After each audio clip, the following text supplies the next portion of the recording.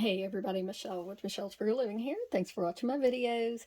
And today I'm going to be making some persimmon pudding, which I can't ever remember having eaten. So I know I certainly have never made it. So, anyways, so I've got this recipe right here that a lady I know gave it to me. This was from her aunt, so it says on the card. I've looked at a lot of persimmon pudding recipes online.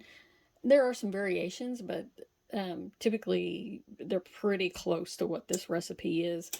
Um, a lot of people use buttermilk instead of regular milk, or they might use half and half in milk, and then or evaporated milk and milk.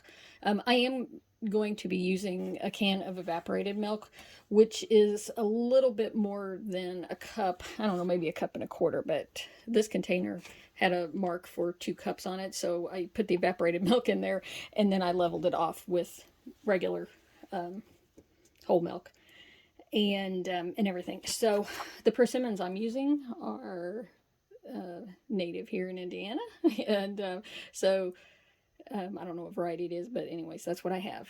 Mushed them up, and got this pulp right here.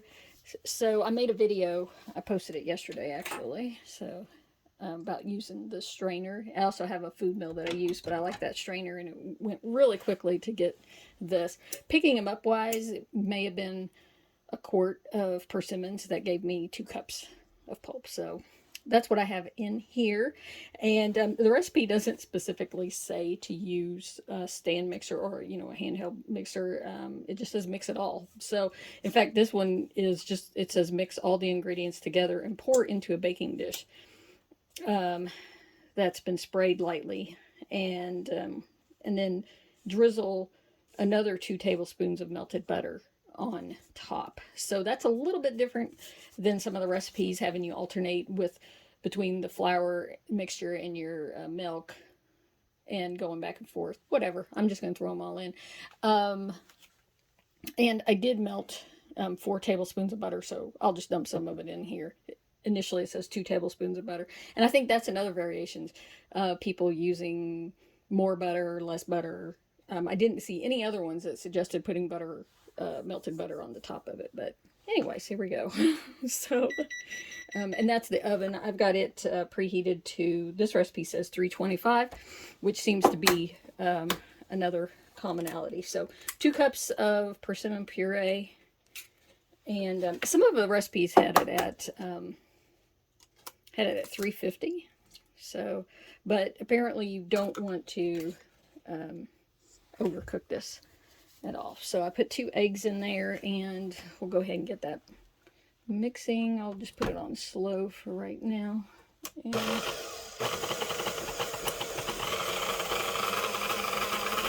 yep, that's pretty thick. Okay. We'll let that go. And I got, okay, now, actually, let me turn this off so you hear me better. The recipe calls, and most recipes do, 2 cups of pulp and 2 cups of sugar. And I just do not think it needs that. I mean, a lot of people I was reading online comments of people on recipes saying that it's way too much sugar. They put less. A lot of people, have that. I'm doing a half a cup of sugar, which still might be sweet to me. Really cut sugar out, so, things taste a lot sweeter to me than, and I think persimmons are naturally really sweet to begin with. If you just ate one of these type of persimmons by itself, as long as you don't get an underripe one, they, where it could be bitter, they're really sweet. So if you're picking them up and getting a lot of bitter ones, yeah, maybe you need that. So I'm just gonna go ahead and dump my milk in and get that mixing.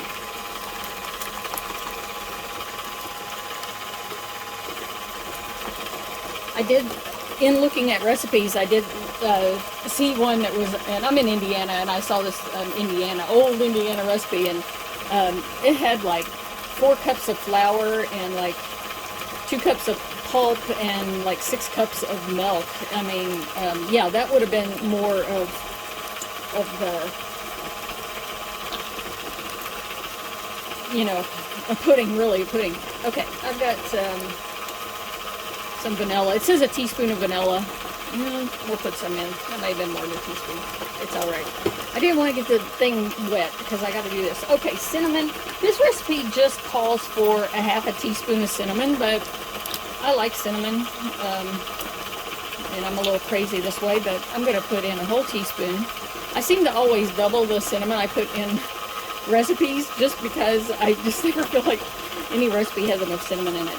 I saw recipes that have nutmeg and clove in them as well. I don't have any clove with me right now, but I got some nutmeg, and I'm not going to do a full teaspoon of that. I did make some persimmon bread a couple of weeks ago, which when I make some more, because I will make some more of that. I'll make a video on that, but I used the nutmeg and clove in that, and also gingers. You know, you can put ginger in that. And ginger is really healthy for you, so why not when you have an opportunity to use some? So I guess I'm heaping half a teaspoon there. Okay, and let me get this incorporated. I was trying not to turn it up too loud, so it was making too much noise while I was talking. Okay, so I went ahead and added the extra stuff, and then it has a half a teaspoon of baking soda. So we'll do that. Okay. And I think if you're using buttermilk, the recipe's called for putting the soda in the buttermilk to activate it, and let it sit for a little while before you actually mix it up in there. Okay, so we got the persimmon pulp, the sugar, 2 eggs, 2 cups of milk, half a teaspoon of salt, it says. So, salt.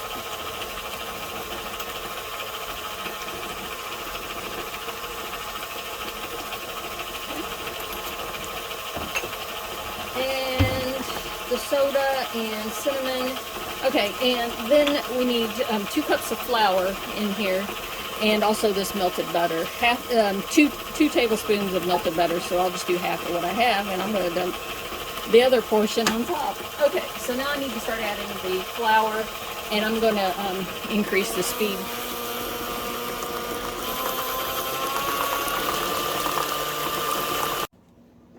Okay, so I'm using a 9 by 13 inch glass Pyrex dish, so I don't think you want to use something smaller for this much batter, because I think it would be too thick and then you would have to cook it longer, right? And I think that's part of it. It's like maybe people in comments on recipes saying it doesn't cook right. Maybe they're using a smaller pan so it's thicker and they have to cook it a lot longer. That's what I might think. So if you don't have a pan that large, put it in 2 pans. Make little ramekins of it or whatever. So I did spray that, and I am expecting this to turn a lot darker because that's what persimmons do.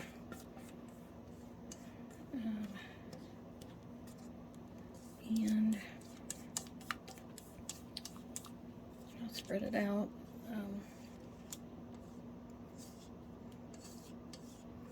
So this recipe calls for baking it 35 to 40 minutes. So I don't know, I'm thinking that might not be enough, but and some recipes say if you want to keep putting like consistency and not get a crust on top, and I saw this in a comment too, but this is like an old recipe to stir it every 15 minutes.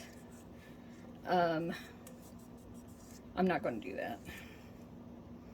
I'm going to let it get crusty on top. And hopefully, basically, what I take it is if you insert a toothpick, that it should come out clean. Man, this is really thick in and of itself. So, and I mean, my mom, we had a persimmon tree, and my mom used to make persimmon something when I was a child, and that's when I guess I decided I probably ate a bitter persimmon and decided that I didn't like the persimmons. So I don't know. I do like persimmons. I do like to eat them. We just have just been eating them straight, and I haven't been making anything with them because I didn't want to process them. But now I know it's really easy to process them if you got the right equipment.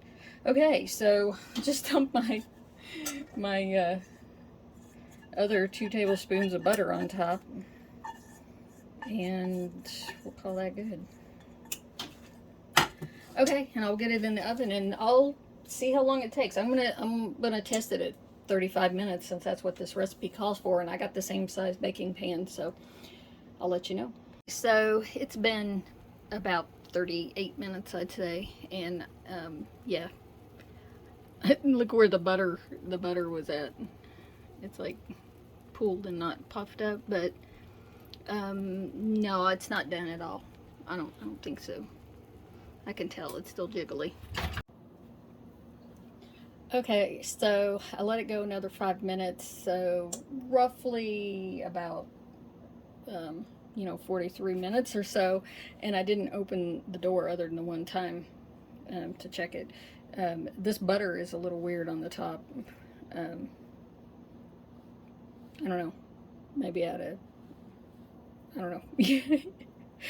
been more drizzly with it and not gotten it so clumped up in one spot, but I could see where those bits might be good with the extra butter on top, but probably I'd just mix it in.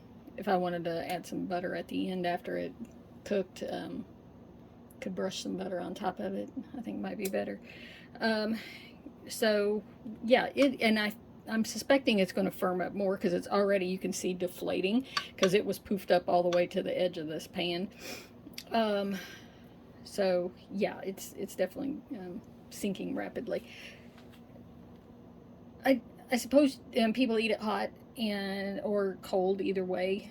I'm not going to test it right now because it's too hot, but I do want to cut into it because I'm just really curious as to the texture of this, because it's supposed to, actually, let me get a saucer.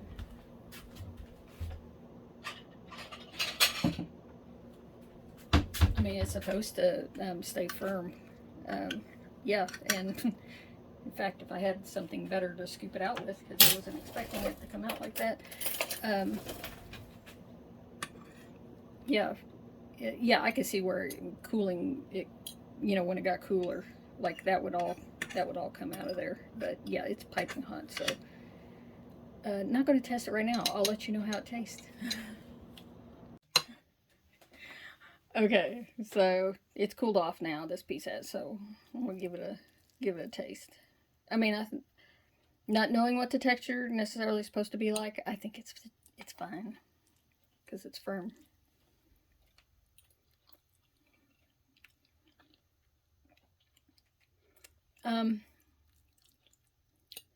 It tastes all right. And you know what? 1/2 cup of sugar instead of 2 cups of sugar, and to me it still tastes really sweet. So all right, babe, you taste it and let us know how you think it tastes. I mean, it's not my favorite thing in the world. I mean, it's edible. I'd rather have bread. I thought the bread was better.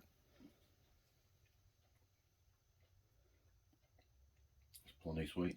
Yeah, I think it is too, and that's 1/4 the amount of sugar that it called for. So, but these persimmons are really sweet in and of themselves. So if you can taste your pulp and know if it's sweet or not from the get-go. But it's good. I mean, it's edible. Very good. Yes. Okay, he likes it. Highly edible. All right, thanks for watching. I'll have the recipe in the description.